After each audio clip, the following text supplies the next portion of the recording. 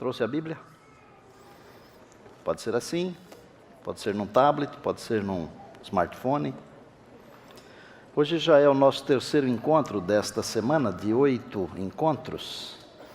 Quer dizer que amanhã, lá pelas 9 e pouquinho da noite, quando nós terminarmos o programa de amanhã, metade da semana ficou para trás. Aí nós vamos começar a terminar a semana. Eu já estou ficando com saudade. Não é porque é a minha última aqui, não. É porque sempre quando eu faço, eu começo a ficar com saudade já na terça-feira. Hoje é segunda, mas já estou com saudade, cara. Boa noite, povo de Deus. No sábado nós tratamos sobre Jesus, o inenarrável. O único que tem a capacidade de dividir a história. E o único que tem o poder de oferecer a sua carne e o seu sangue como vida. E ainda dizer assim: quem comer da minha carne e beber do meu sangue tem vida em si mesmo, e eu o ressuscitarei no último dia. Quem participa da ceia, conforme disse Jesus, come do pão, bebe do suco da uva, tem vida. Porque o Senhor Jesus é vida, e a ceia representa o Senhor Jesus, o inenarrável. Amém? Ontem nós tratamos sobre Jesus, o Senhor da ressurreição. Me lembro de ter dito que nada nos incomoda tanto quanto a morte. Então a grande sacada é a ressurreição. Jesus é a solução, porque é a ressurreição e a vida. Hoje vamos tratar sobre o Deus da colheita, e por detrás do Deus da colheita estão assuntos incríveis, como por exemplo, o selamento, a sacudidura. Vou dar uma pinceladinha rápida, mas rápida mesmo, na chuva serôdia, ou na chuva temporã e na chuva serôdia, mas vou focalizar mais o selamento e a sacudidura.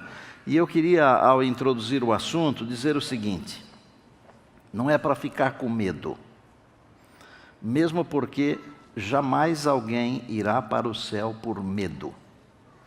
A Bíblia não ensina isso. A Bíblia ensina que nós iremos para o céu porque nós cremos em Jesus. Não é preciso ter medo, não é preciso temer. E nós vamos descobrir isso na Bíblia, a palavra de Deus.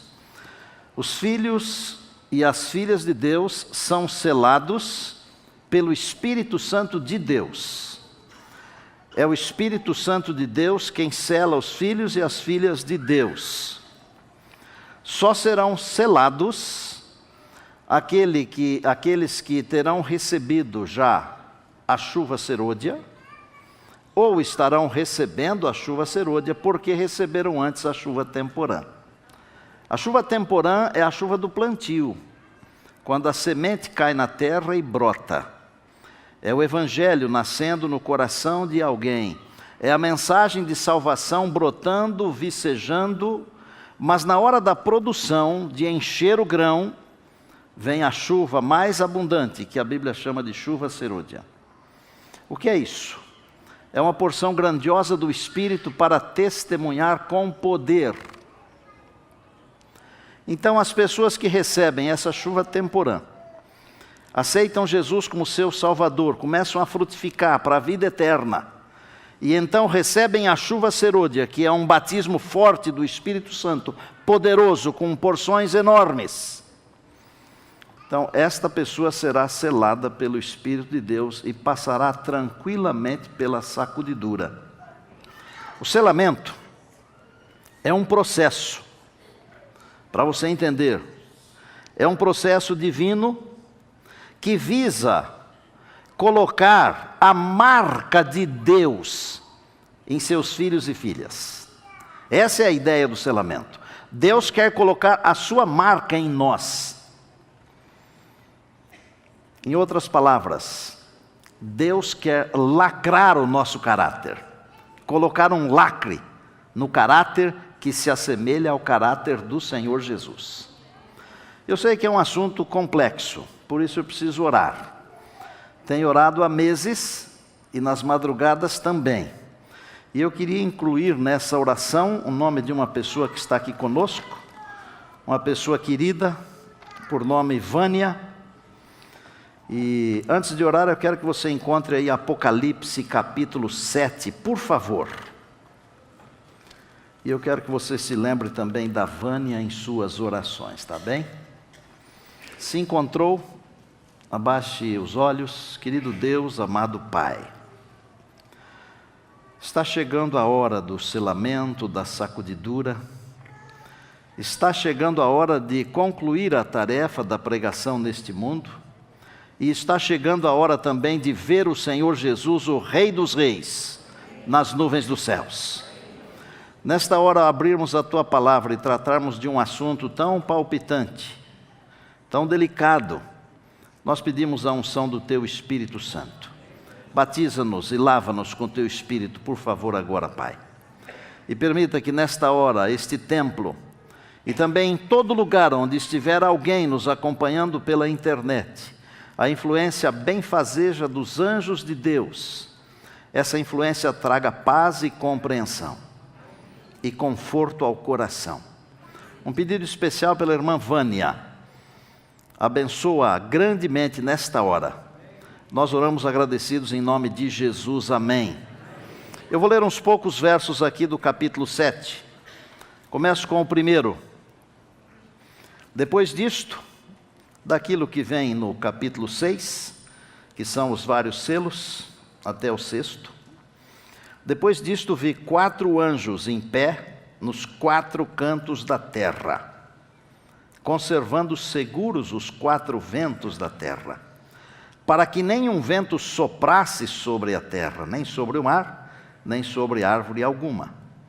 Vi outro anjo que subia do nascente do sol, tendo o selo do Deus vivo, e clamou em grande voz aos 4 anjos, aqueles aos quais fora dado fazer dano à terra e ao mar, dizendo: não danifiqueis nem a terra, nem o mar, nem as árvores, até selarmos na fronte os servos do nosso Deus.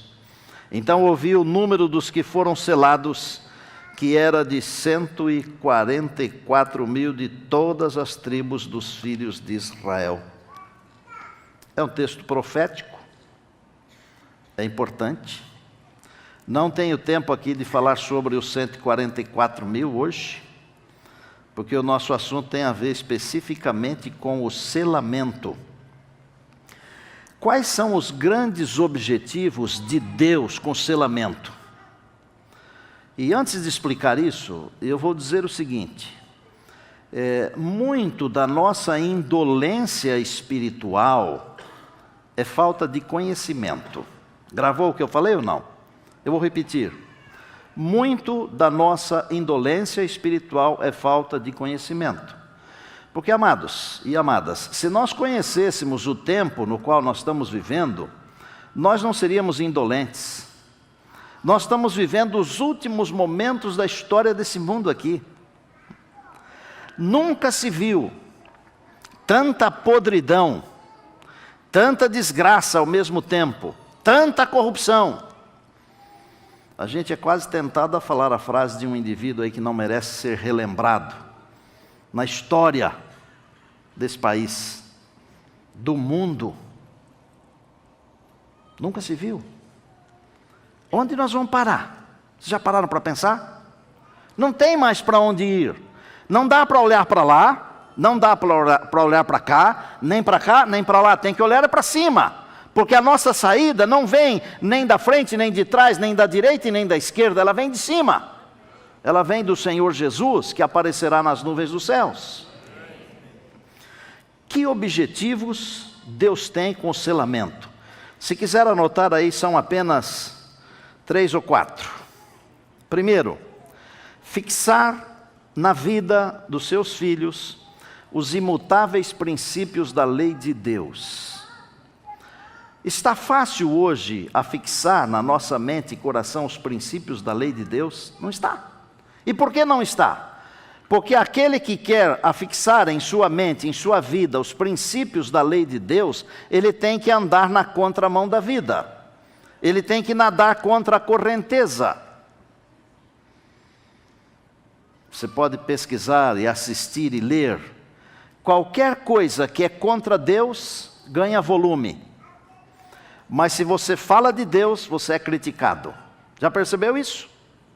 Se você sair por aí com uma camiseta, blasfemando de Deus, um monte de gente vai te aplaudir. Mas se você sair por aí falando que Jesus vai voltar, esse cara é fanático, é fundamentalista. Eles vão falar isso. Por quê? O mundo está caminhando numa outra direção. Mas um dos grandes princípios, um dos grandes objetivos é fixar em nossa vida os princípios da lei de Deus. Segundo, fazer com que os selados sejam fiéis na observância do sábado, em razão de que o sábado será, se é que já não está sendo, a pedra de toque nos dias finais. Vai tudo bem, até você falar do sábado. Quando você fala do sábado, fica tudo ruim. Terceiro, preparar os fiéis para que passem incólumes pela sacudidura.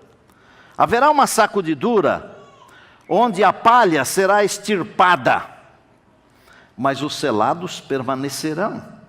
Então esse é um dos grandes objetivos do selamento. E quarto, preservar os fiéis de Deus da destruição final. Por que você acha que o anjo falou para os 4 que estavam segurando os ventos lá, esperem aí até selarmos? Porque estes que estiverem selados, eles serão protegidos. E se você estiver selado, você poderá até estar no epicentro dos terríveis acontecimentos finais. Você será protegido por Deus. Porque Deus não vai deixar que o seu selo se vá. Glória a Deus, diga aleluia. Eu vou ler um trecho, vou pedir permissão para você, para ler um trechinho que está num livro chamado Testemunhos Seletos. É o volume 2 e a página é 179. Enquanto Satanás instava com suas acusações, parece o nosso tempo ou não? E buscava destruir o povo de Deus, santos anjos invisíveis passavam para lá e para cá, colocando sobre eles, os santos de Deus, o selo do Deus vivo. Estes são aqueles que se acharão sobre o monte de Sião com o Cordeiro. O que é que nós lemos agorinha em Apocalipse 7? Que os 144 mil são aqueles que estarão com o Cordeiro no monte. Há na Bíblia 2 tipos de selamento, irmãos. E às vezes nós fazemos momentos de discussões de coisas que não nos ajudam em nada na nossa fé e na nossa vida espiritual. Mas é bom entender as coisas. Não para ficar pisoteando em cima dos outros, tripudiando em cima dos outros, mas é preciso saber para não ser levado pelos ventos de doutrinas. Um selamento é o selamento primeiro que acontece por ocasião da conversão. Todos aqueles que passam pelo processo da conversão, eles são selados pelo Espírito Santo. Isso é impressionante. Aceitou Jesus, teve a sua vida transformada por Jesus, está selado pelo Espírito Santo. Aleluia. Mas existe um selamento escatológico, um segundo selamento, que é o selamento para que possamos passar pelas aflições dos últimos dias. E este selamento especial, ele tem momento para acontecer. E ele vai acontecer até certo momento, e a partir daquele certo momento ele não acontecerá mais. Quando nós falamos de porta da graça se fechando, dá um arrepio. Aliás, hoje já não dá mais arrepio, coisa nenhuma, né? A gente fala um monte de coisas, as pessoas saem daqui do mesmo jeito que entraram, mas nessa igreja não, graças a Deus, diga amém. Amém. A porta da graça ainda se acha aberta, gente. Os anjos de Deus estão passando de um lado para o outro aí. E eles estão aqui. Nós não os vemos, mas eles estão aqui. E eu louvo a Deus por isso. Nós não estamos sozinhos.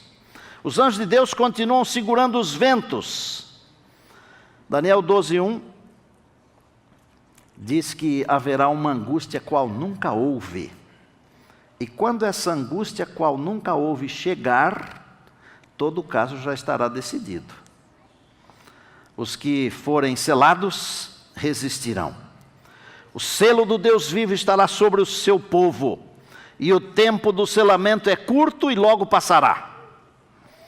E ele termina quando os 4 anjos soltarem os ventos das guerras e das provações.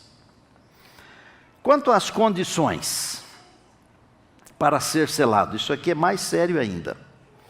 Eu posso dizer algumas poucas coisas, eu quero dizer assim, hoje com 4 colheradas de mel e não 2.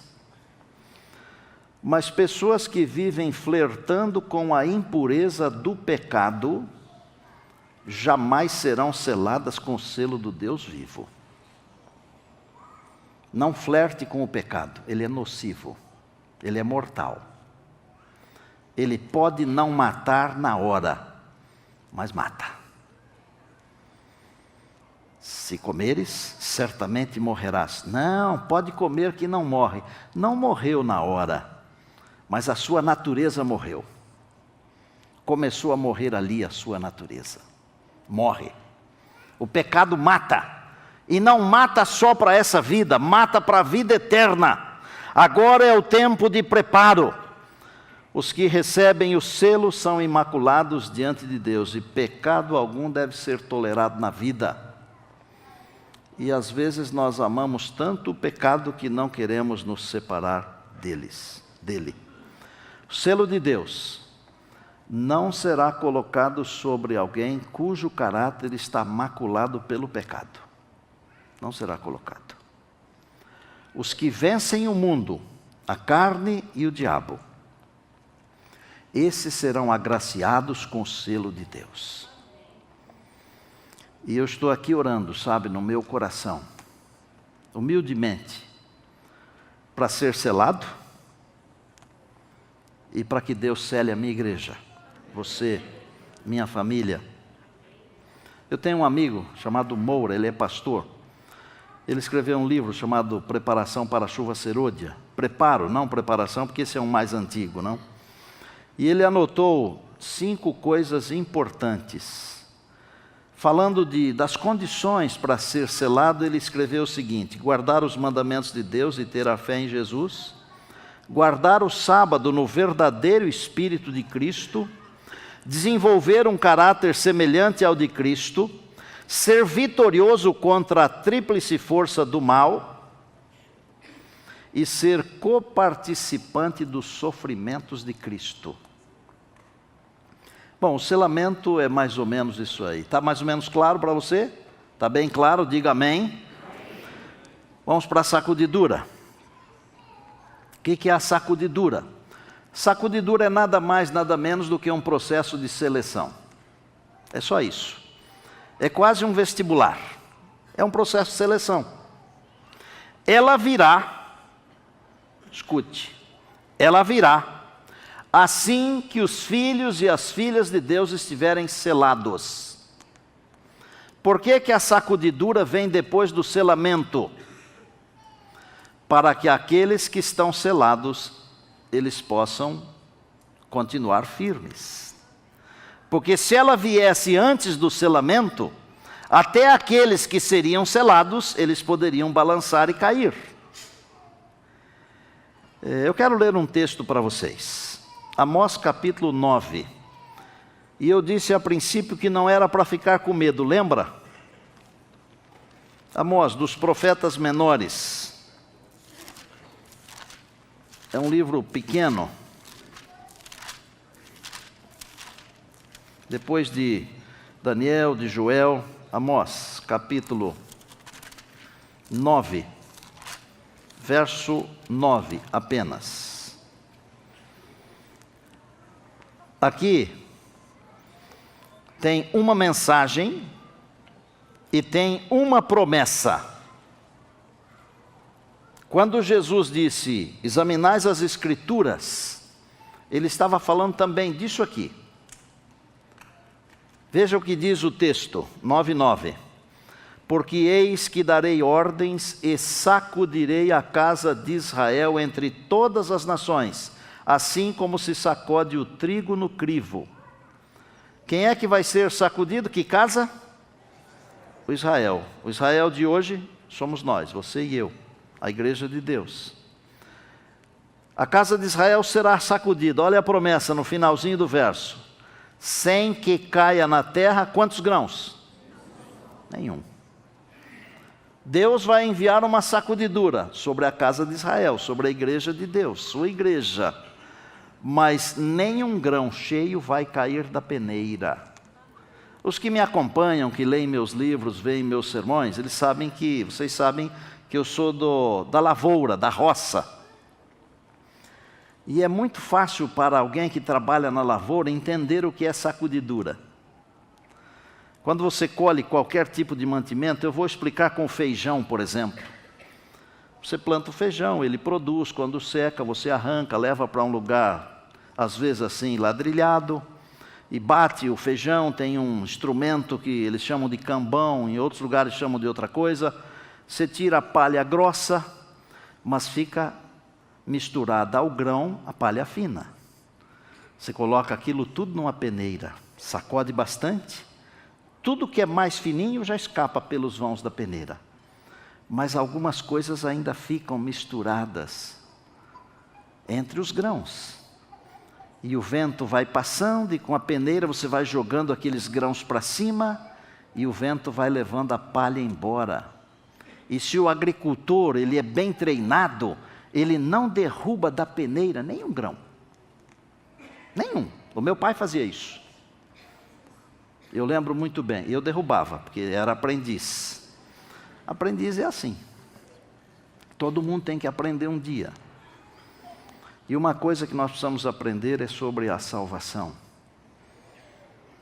Deus não manda essas mensagens para a gente ficar com medo. Veja, no mesmo verso que ele fala que vai sacudir a sua casa, ele diz assim, mas nenhum grão vai cair no chão, nenhum. Se o grão estiver cheio, ele não cai, porque o vento não leva embora. Mas tem que estar cheio do Espírito Santo, tem que estar selado. Amados, se eu tivesse que definir o que é sacudidura, eu diria apenas que é um processo de seleção e apostasia, nada mais. Então é assim, não dá para eu ficar olhando para você e você ficar olhando para mim. Um fica olhando para o outro fica olhando por um. Quem é que vai cair? Quem é que vai ficar em pé? Isso aqui não é política. Porque ontem à noite estava todo mundo querendo saber quem continuou, quem não continuou. Vocês lembram disso? Isso aqui é salvação. Nós não podemos torcer contra o outro. Nós temos que ajudar o outro. Nós temos que ser ajudados. Juntos nós somos mais poderosos, mais fortes. Há certas coisas na escatologia que são para todos os povos, irmãos. Mas a sacudidura não é para todos os povos. A sacudidura é para a casa de Deus. Quem é que vai embora na sacudidura? Quem vai embora? Vai embora aquele que não aproveitou o bom tempo para navegar. Aquele que não aproveitou o tempo de paz para construir fortaleza. Gente, pessoas inteligentes não deixam para construir fortaleza no tempo de guerra, porque no tempo de guerra não se constrói fortalezas. Elas têm que ser construídas antes. Está na hora de construirmos a nossa fortaleza de comunhão com Deus, de ficar perto do Senhor, de abandonar as coisas desse mundo aqui. E amados, às vezes nós sabemos muito mais, mas muito mais das coisas desse mundo aqui do que das coisas de Deus. Que tipo de preparo estamos tendo nós? Será que nós vamos aguentar o tranco? Desculpem falar com clareza assim, mas é com amor.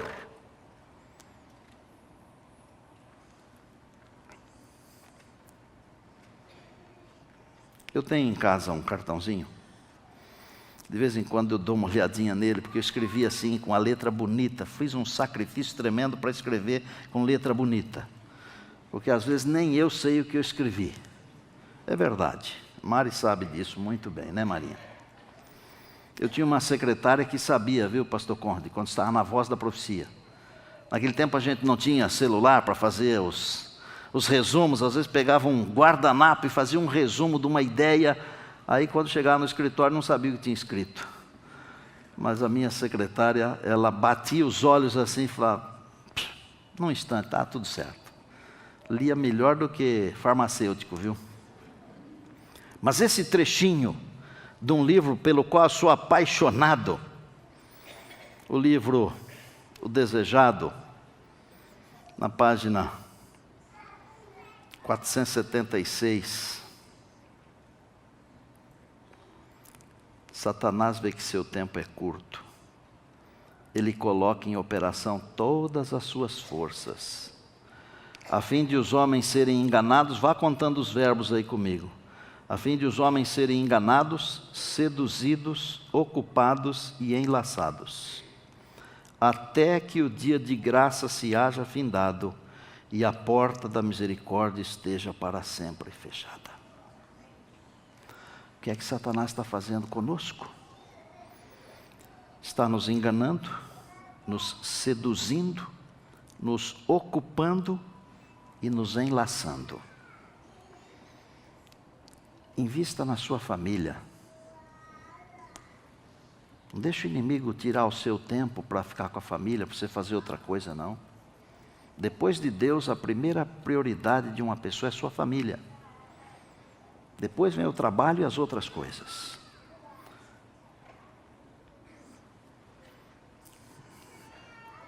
Quero descrever algumas das muitas causas da sacudidura. Eu gostaria que você captasse pelo menos assim com muita força essa primeira aqui. Descuido e indiferença. Descuido e indiferença. Descuido e indiferença. Por que que alguns não suportarão a sacudidura? Porque não estarão selados. E não estarão selados porque foram descuidados e indiferentes. O Apocalipse diz que a igreja de Laodiceia, a última igreja, é morna. Segundo,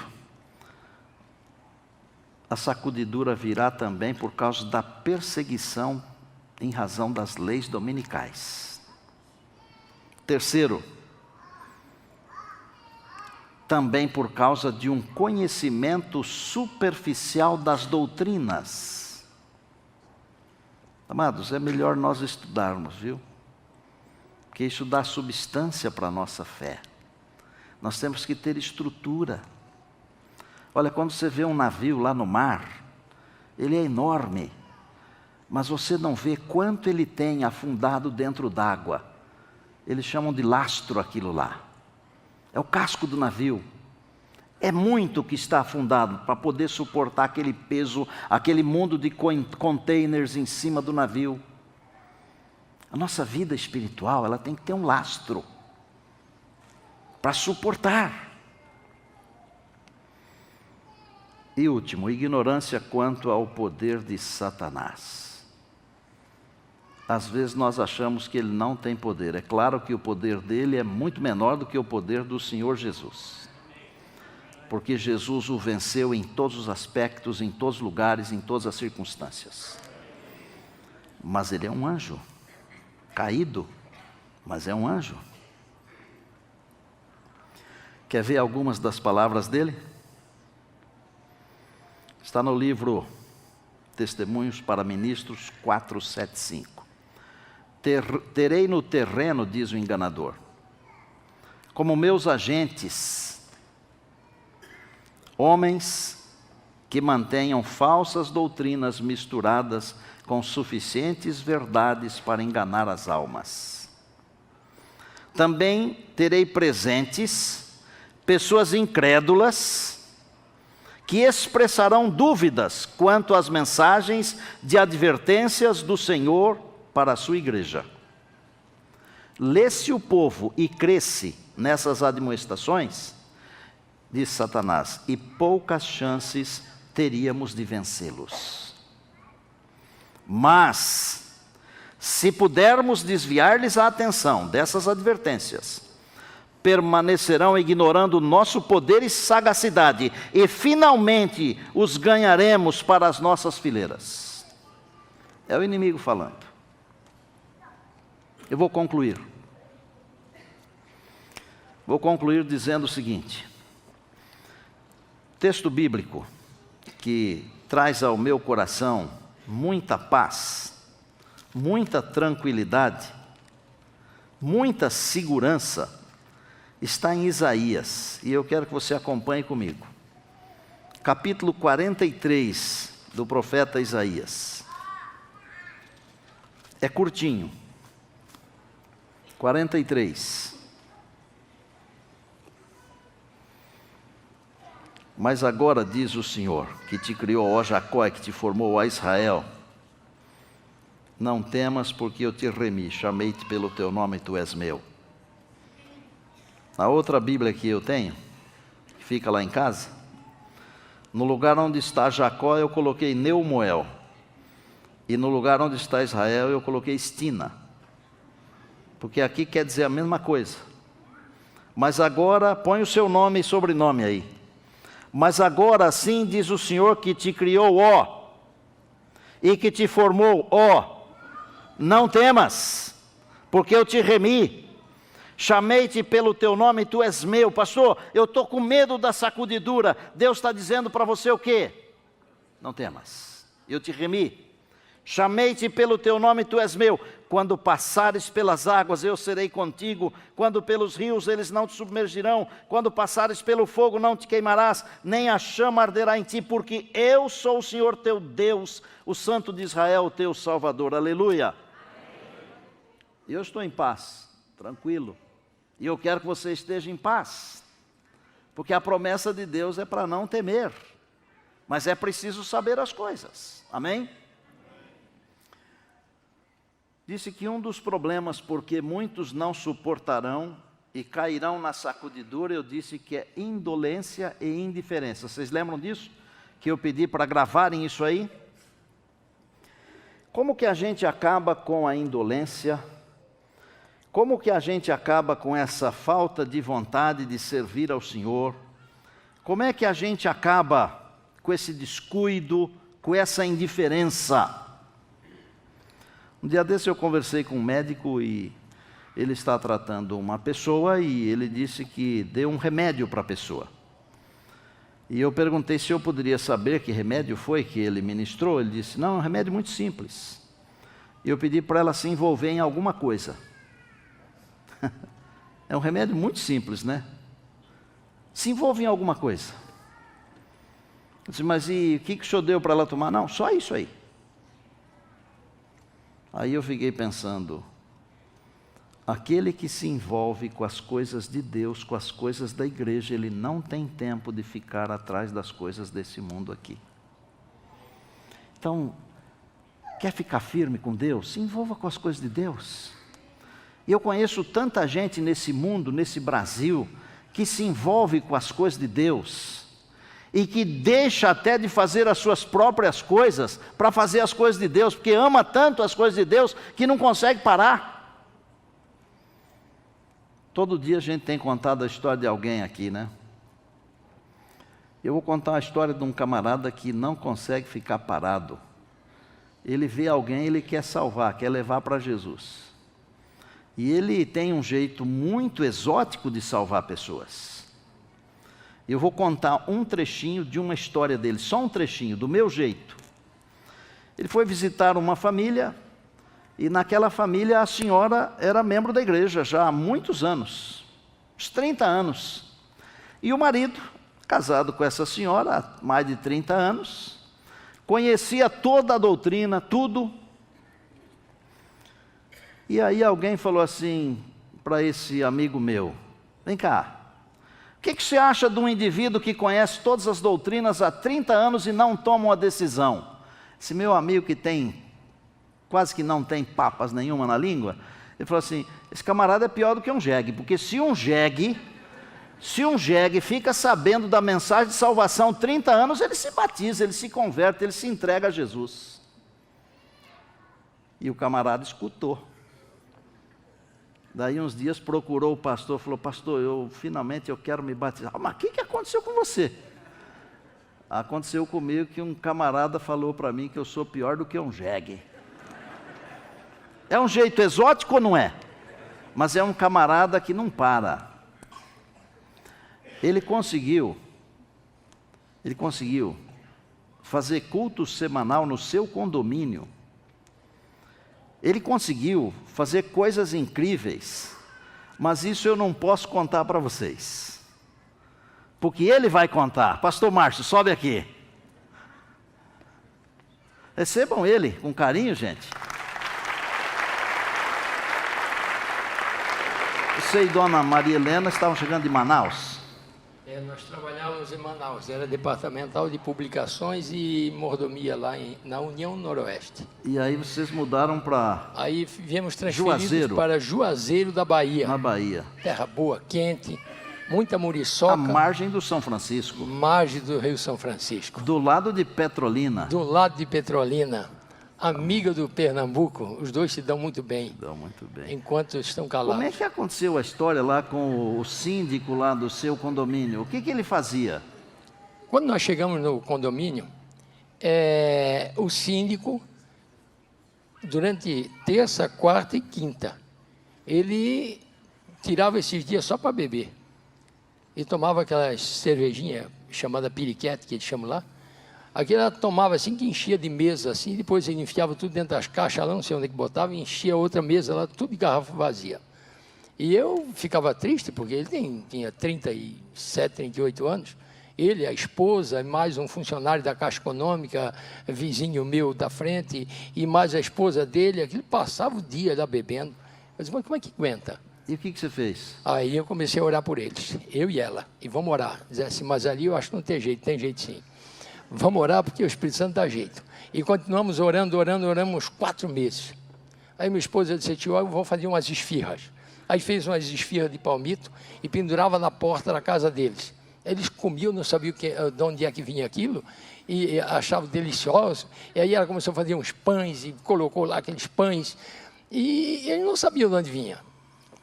Certo dia, o presidente do campo, pastor Cleito, passou lá, em casa e disse, Márcio, eu vou fazer o culto de pôr do sol aí contigo. Aí veio ele, Gerlinha, a esposa dele, aí fizemos o culto de pôr do sol.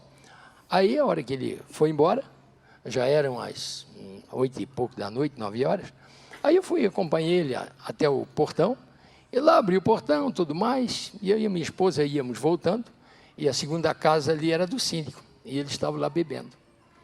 Mesa cheia de cerveja e mais não sei para onde, pelo chão, os 4. Aí ele me chamou. Disse, Márcio, vem cá. E todo sábado, quando eu vinha do culto, eles estavam lá fazendo churrasco, carne de porco e cerveja, e me convidavam, eu dava um abraço neles, não, aí eu vou almoçar em casa. E agora, naquele dia, me chamou de novo. A sua esposa foi junto ou ela? Não, minha esposa caiu fora, porque ela já sabe que coisa ia pegar. E ela tem medo que eu vou apanhar. Aí, ela caiu fora e eu fui. Disse, rapaz, não te meta aí porque a coisa é feia. E eu fui. Só que eu não sabia que o rapaz, esse rapaz, tinha 3 12. Sabe o que é 12? Sim. Aqui é a espingarda 12. Perfeitamente. Até de cano duplo. Olho preto, é essa mesmo. Ele tinha 3. E eu não sabia. Eu não tenho nenhuma. Não, eu também não. Espingarda que eu tenho é essa. E atira bem, viu? A minha está ali, ó. Não, tem que atirar. Aí eu cheguei lá, olhei para ele, disse assim, quer tomar uma cervejinha aí? Eu disse, rapaz, eu vou te dizer uma coisa. Olha que eu conheço esse Nordeste inteirinho. E eu nunca vi um jegue com focinho vermelho, como vocês 4 aí dentro, por estar tomando cerveja. Você chamou o camarada de jegue? Eu chamei de jegue. Eu disse que eu nunca tinha visto um jegue com focinho vermelho, como eles estavam com o nariz vermelho, de tanto tomar cerveja. E aí eu esperei o copo da cabeça. E a garrafa também. Aí eu fui vir para onde eu ia sair, né? Aí ele pegou assim, olhou para mim, ficou sério, mas muito sério mesmo, brabo. Disse, olha, duas coisas que eu odeio na vida. É padre homossexual e pastor ladrão. Aí eu disse, agora é a hora que eu apanhei. Eu disse, sim, daí? Aí ele ia dizer mais alguma coisa, mas me encarou. Eu acho que o Espírito Santo deu um toquezinho, né? Acho não, eu tenho certeza. E foi forte. Amenizou, Ele né? foi forte, deu uma amenizada. Ele olhou para mim e disse, mas o senhor não é pastor não, né? Eu disse, eu sou um pastor da Igreja Adventista do Sétimo Dia. Ah, pastor, olha, pastor, sabe? Eu disse para minha mulher, se tem uma coisa que eu queria ser na vida, era um crente igual o senhor. Aí, nessa hora que quase caiu duro, fui eu. Aí ele olhou para mim, me encarou e disse assim, pastor, tem como o senhor fazer um culto por semana aqui dentro do condomínio? Eu disse, eu não estou acreditando. Agora quem não acredita mais sou eu. Eu disse, mas peraí, não é porque tu está bêbado agora que tu está me pedindo isso não, né? Porque amanhã, no domingo, eu vou aqui, ó, incrustar na tua cabeça aqui dentro, porque você prometeu. Ele olhou para mim e disse assim, pastor, não estou bêbado não. Tem como o senhor fazer um culto por semana aqui dentro? Claro que tem. E sexta-feira à noite ainda, porque daí era o dia que eles bebiam, né? Aí pelo menos aí, aquela já noite... livra um dia, pelo menos. Já, pelo menos um dia eu livraria o couro deles. Aí eles iam para beber e não bebiam mais. E foram parando de beber. Foram parando de beber, eu comecei. Primeiro o culto, e depois entrei no Apocalipse, pegava as orelhas deles assim, ó, e qualquer coisinha eu dizia assim, rapaz, o jegue já teria se convertido. E fui daquele jeito. Até que, de repente, ele disse assim, pastor, eu quero me batizar. Você não acredita. Eu não acredito. Aí eu quero que o senhor vá lá fazer o batismo, claro, com todo prazer. Aí batizei ele, batizei ela, e depois batizei a outra família. O Jean, a esposa dele e as duas filhinhas.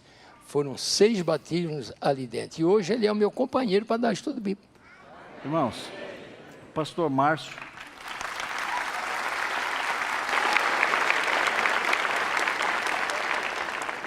Pastor Márcio é coportor do Bom desde 1989.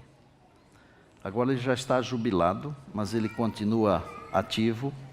E ele já levou aos pés do Senhor Jesus algumas centenas de almas. Sabe por quê? Não tem indolência. Não tem indolência. Obrigado, amado. Eu vou lhe contar só mais uma. Posso contar mais uma?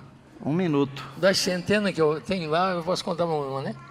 Mas eu estava lá arrumando os dentes, né? Porque eu fumei 60 cigarros por dia. Né? Gerente de banco, peguei 2 câncer e tudo mais. E então meus dentes vêm com problema, né?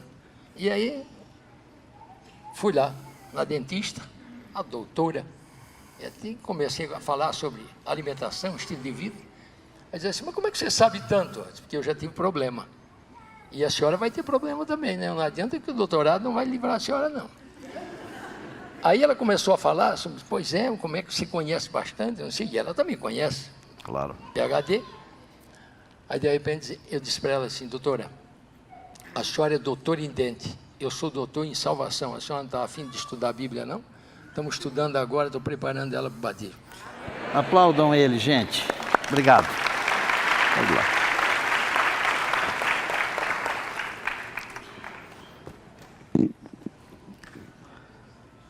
O remédio é: comece a fazer alguma coisa. Se envolva com as coisas de Deus, com a igreja de Deus, com as coisas da Bíblia. Nós estamos vivendo num tempo onde se gasta tanto tempo assistindo séries. Esses dias atrás eu vi um videozinho de um pastor que fez sermões baseado em séries. E eu fiquei quase doente. Quase doente.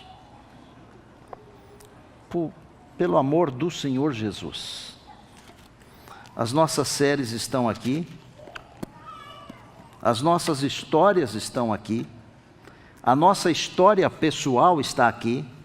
E a nossa salvação está aqui. Arautos, me ajudem aqui a terminar, por favor. Meu convite hoje não é grandão para todo mundo. É pequenininho e para alguns poucos. que querem sair da mornidão e se envolver com as coisas de Deus. Para poucos que querem, a partir de hoje, deixar o conforto, sair da zona de conforto, começar a estudar a Bíblia com alguém, ser mais fiel nos dízimos, nas ofertas, ser mais fiel aos cultos, ser mais fiel aos mandamentos de Deus, ser mais amigo de Jesus. E se você é essa pessoa que está precisando de tudo isso e muito mais, tenha a coragem de se levantar e enquanto eles estiverem cantando, diga para Deus que você quer isso. Deus vai abençoar você.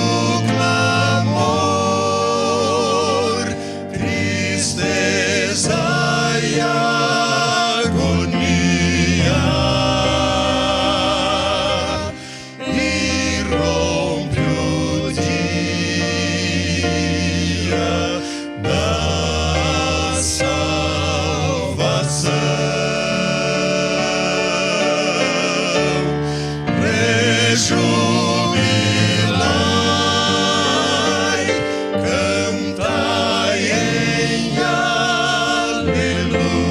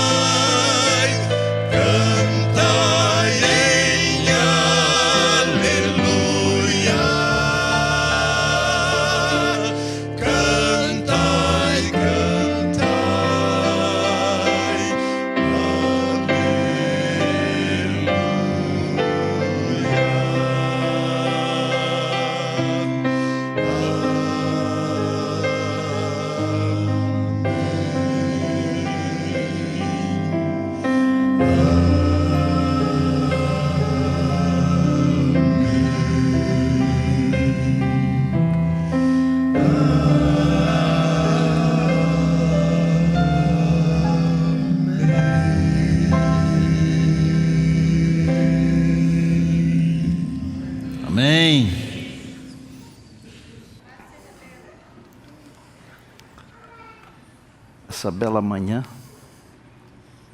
muito em breve vai raiar. Isto quer dizer uma coisa, que nós estamos vivendo à noite. Se prepare, por favor. Se aproxime de Deus. Saiba que Deus tem todas as soluções, todas as saídas. Se agarre a Deus. Eu às vezes fico pensando que se, como cristão, eu fosse como algum torcedor de algum time bem conhecido aqui de São Paulo, ou se eu fosse como um desses amantes do carnaval, ou como um dos amantes da política. Vocês já viram como esse povo dá a vida pelo futebol, pelo carnaval, pela política? Já viram? Dê a sua vida pelo Evangelho, pelo Senhor Jesus, por favor. E muito em breve, quando a noite terminar, o Senhor Jesus vai aparecer e será um novo dia. Uma manhã maravilhosa para você e para mim, para nós. E para você que nos acompanha pela internet igualmente. Jesus está vindo. A noite vai terminar. Se agarre a Jesus. Ele vem logo. Senhor Deus, que coisa linda essa música. Obrigado por esses amados aqui. Essas vozes. Quero que o Senhor dê saúde para esses amados cantarem até o dia da volta de Jesus. Abençoa suas famílias também. E nos abençoe como igreja e também individualmente. Abençoa as nossas famílias. Senhor, desperta-nos da nossa mornidão. Vai alta noite e vem chegando o dia, por favor. Desperta o nosso ser, o nosso coração. Mova-nos para as coisas espirituais, por bondade, meu Deus. Tem misericórdia de nós. O Senhor sabe que estamos vivendo momentos terríveis, difíceis. Tem misericórdia. Abençoa a tua herança aqui. Amanhã nós queremos estar de volta. Já estamos te louvando pelas bênçãos que já estamos recebendo. Mas sabemos que o Senhor tem muito mais ainda. Oramos em Jesus, amém.